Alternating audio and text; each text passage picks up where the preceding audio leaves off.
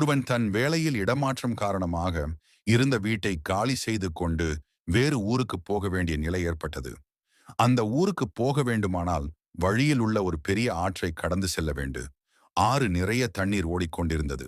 ஆற்றை கடப்பதற்கு ஒரு படகை வாடகைக்கு பேசி ஏற்பாடு செய்து கொண்டான். வீட்டிலிருந்த பொருட்களை எல்லாம் படகில் ஏற்றினான். மனைவி மற்றும் இரு குழந்தைகளுடன் படகில் ஏறி அமர்ந்து கொண்டான்.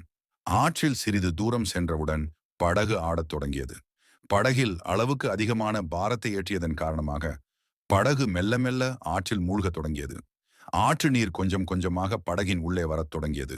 நிலைமையின் ஆபத்தை புரிந்து கொண்ட அவன் விரைந்து செயலாற்றத் தொடங்கினான். பாரத்தை குறைப்பதற்காக ஒவ்வொரு பொருளாக எடுத்து ஆற்றில் வீசினான். இவ்வாறு கட்டில், பீரோ, கிரைண்டர், மிக்சி, குளிர்சாதன பெட்டி என்று ஒவ்வொன்றாக ஆற்றிலே தள்ளிவிட்டான். ஓரளவு பாரம் குறைந்தவுடன் படகு மெல்ல மெல்ல மேலே எழும்பி வந்தது. படகில் நீர் நுழைவதும் நின்றுவிட்டது. படகு பாதுகாப்பாக மறுகரையை வந்து அடைந்தது. கவலைப்படாதே, இந்த பொருட்கள் எல்லாம் நம்மை விட்டு போகாமல் இருந்தால் நம்முடைய உயிர் நம்மை விட்டு போயிருக்கும்.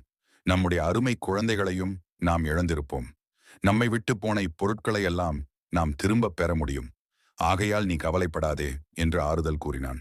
அவன் மனைவி கண்களில் ஆனந்த கண்ணீரோடு அதை ஆமோதித்தாள்.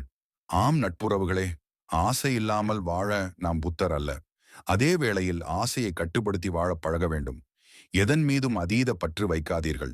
அது அதிக ஆபத்தை தரும். இதுபோல் மற்றொரு குட்டி கதை கொண்டு வருகிறேன். நன்றி, வணக்கம்.